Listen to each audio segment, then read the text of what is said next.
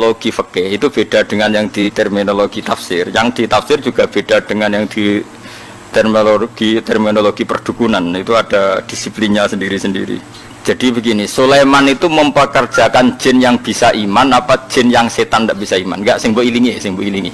Jin yang setan apa jin sing Aladin sing kena mbok kongkon? Aladin. Kalau dalam disiplin ilmu tafsir itu ada istilah satu nama itu bisa nama menjadi identitas, bisa nama disebabkan oleh satu unsur yang melekat pada dia. Terus unsur ini yang melekat kepada dia menjadi namanya. Ini bedanya jauh. Misalnya begini, ini contoh paling gampang. Kolbun, hati ini sampean bahasa Arab apa? Kolbun, kolbun itu maknanya apa? Hati. Kolbun itu mergo molak-malik. Wong Arab nak darani barang diwolak-walik jenenge di kolbun. Napa? Di kolbun. Jadi misalnya HP tak wolak-walik jenenge di kolbu. Nah, berhubung hati molak-malik darani kolbu. Nah, nama-nama seperti ini riskan pada konteks tertentu. Misalnya begini, atine Rasulullah, atine para nabi, atine para wali kan gak pernah molak-malik, selalu konsisten dalam kebenaran. Karena nama itu hanya mengambil sekian sampel. Ya kayak hati-hatimu ini kan molak-malik. Nak pas dosa ya lali pangeran, nak pas nangis ya kayak lali dosa kumat-kumatan. Nah, ini kan gak berlaku pada Rasulullah, pada para nabi, tapi ya tetap jenenge kolbun. Padahal tidak ngalami molak-malik. Keyakinannya ahli fikih itu kan ada manusia bisa iman kan, ada jin bisa iman. Nanti ada surat nopo jin. Ada setan, iso iman enggak setan? Enggak. Lalu setan ini kategorinya ikut jin apa manusia? Jin. Kok roh? Maksudnya misalnya pemidoane apa turunane wis ngono ae. Setan mbek jin hubungannya iku turunan apa kanca apa misanan? Apa demenane orang mawon iku sembrono ya. Mergo ora tau akad nikah wae apa setan mbek jin hubungane apa Mas? Gak ora tau ya. Nah itu problem kita. Nah, caranya ngurai problem itu adalah begini. Manusia dan jin sebagai nama identitas itu memang manusia bisa iman, jin bisa iman sebagai nama identitas. Tapi sebagai nama sifat darani setan mergo duraka ning pangeran. Manusa Allah nak duraka ya jenenge setan. Dan ini Quran pernah pakai istilah ini juga. Wa kadzalika ja'alna likulli nabiyyin aduwan syayatinal insi wal jinni. Setiap orang baik para nabi tak gawe duwe musuh. Musuh iku syayatinal insi wal jinni. Cek setan manusa, cek setan jin. Kayane ngaji di bodonan iku setan. Adol agama iku setan. Makanya kalau kamu punya perilaku setan kemudian kamu ini auzubillahi minasyaitonir rajim terjemahannya ya lagi rangennya biasa wae. Ini kan disiplin ilmu. Koyo asu lho, sing darane asu piye? Hewan tertentu sing begitu jenenge asu. Kadang ndak perilaku tertentu sing kelakuane ngono ya asu. Sehingga gerek ngono ngakal wasu. Nah, itu resiko disiplin lughat. Mau tidak mau yang namanya bahasa itu nggak bisa menghindari itu. Sehingga zaman Abu Jahal urip, Kanjeng Nabi nak nyelok ya Fir'aun hadil ummah. Fir'aun umat iki ya Abu Jahal. Kalau ada orang perusak Nabi riyen nggih nak duka nggih Dajjal hadil ummah. Jadi si Dajjal ya iki. Nama itu ada dua. Ada yang namanya ghalabat alaihil ismiyah, nama yang jati diri karena jadi identitas. Ada nama yang diambil dari satu dua sifatnya kemudian identik. Lah ini yang riskan rubah-rubah, nggih, riskan rubah-rubah. Kayak ini loh, jin dan setan itu habitat yang berbeda. Tapi kadang setan oleh Allah disebut jin, tapi bukan dengan makna identitas, tapi makna sifat, yaitu makna unsur. Jin itu sesuatu yang enggak kelihatan disebut apa? Jin. Makanya orang gila disebut majnun karena masturul akli, akalnya ketutupan.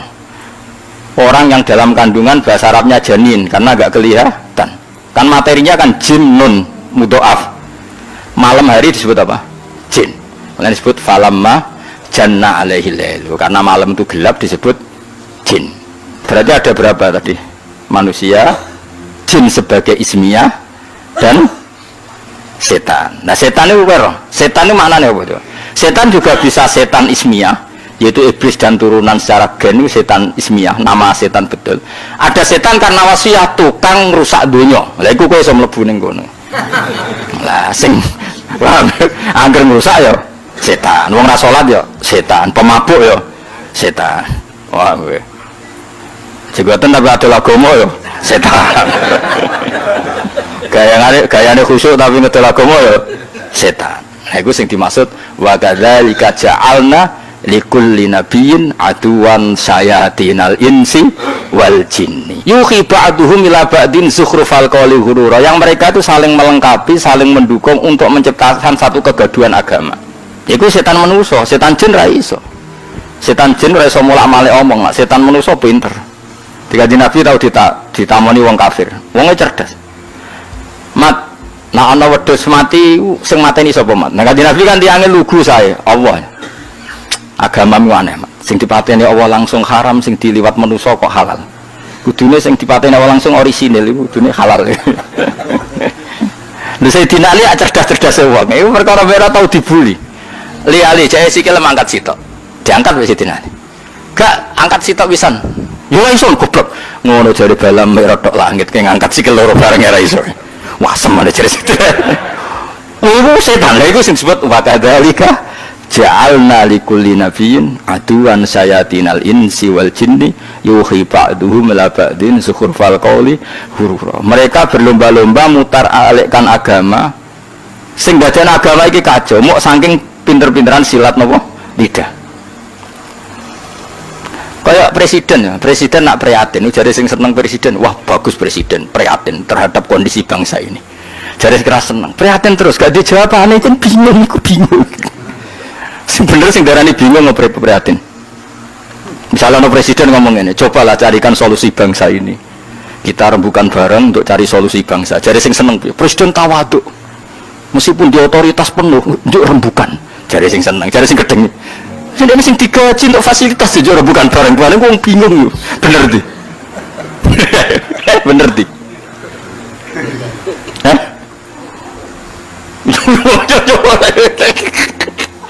Lari mati omongan di satu olah. Maka sejarah murtad terbesar itu masalah nasa mansur.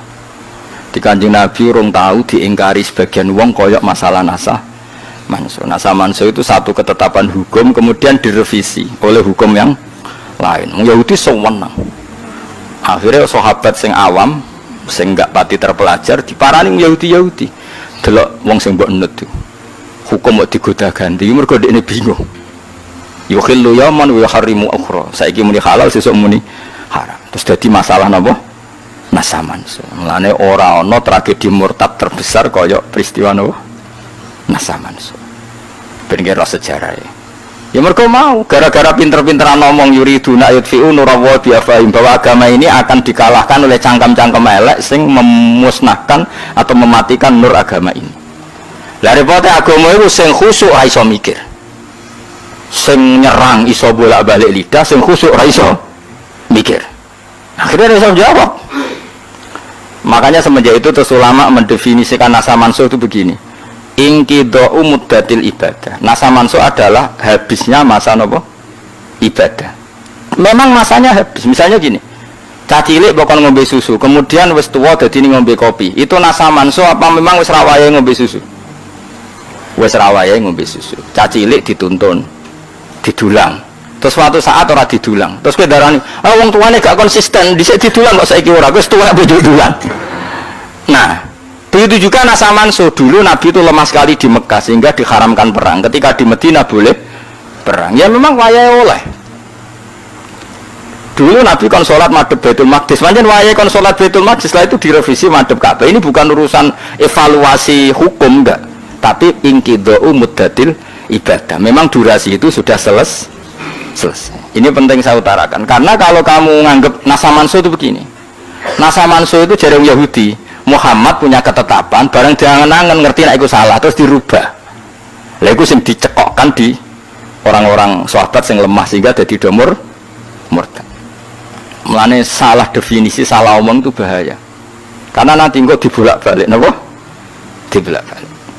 Lha iku disebut Wa idza badalna ayatan makana ayah, terus dikai jumlah muqtaridah wa wau a'lamu bima yunazzil. Niku ajane waqaf.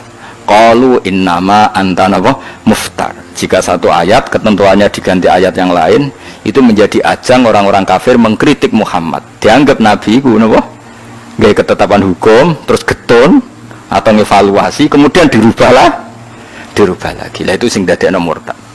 Makanya kita tidak boleh mendefinisikan nasa mansuh begitu, tidak boleh. Saya alhamdulillah ngajar tafsir di mana-mana, termasuk ngajar di sekolah sarang itu saya berkali-kali, kamu jangan salah definisi. Kalau salah definisi itu repot. Itu tadi, nak buat nasa mansuh adalah ibadah yang dirubah Allah karena satu maslahat. Kesannya kan Allah mengevaluasi. Mana mungkin Allah mengevaluasi? Allah sudah personeng azali, nak kita akan ngalami seperti ini. Jadi gak perlu dievaluasi. Memang ada ibadah sing masanya selesai. Jadi ajane nasa mansuh nambah angan-angan biasa. Waya Ramadan ya poso, kok Ramadan entek ya ora usah poso kan selesai. Anyaran Islam karena lemah ya ora usah perang, digo modal lho apa. Bareng ini Madinah kuat kok dilarani ya perang. Kan ya normal wae. Susahnya apa nganalisis nasa? Cah cilik ya normalnya cilik digandeng. Bareng tuwa. Buarno corokno, tuwa kok yo gandeng. Itu nasa mansuh apa normal? Normal kan? Nah, kita harus terlatih begitu untuk menganalisis nasa mansuh. Sebelum orang Yahudi Nasrani ngeritik Kanjeng Nabi, nasa mansuh jarene apa? Muhammad ragu terhadap apa yang dikatakan, sehingga sering melakukan revisi hukum. Nah, itu terus dadekno saya qulu sufa'u minan nasi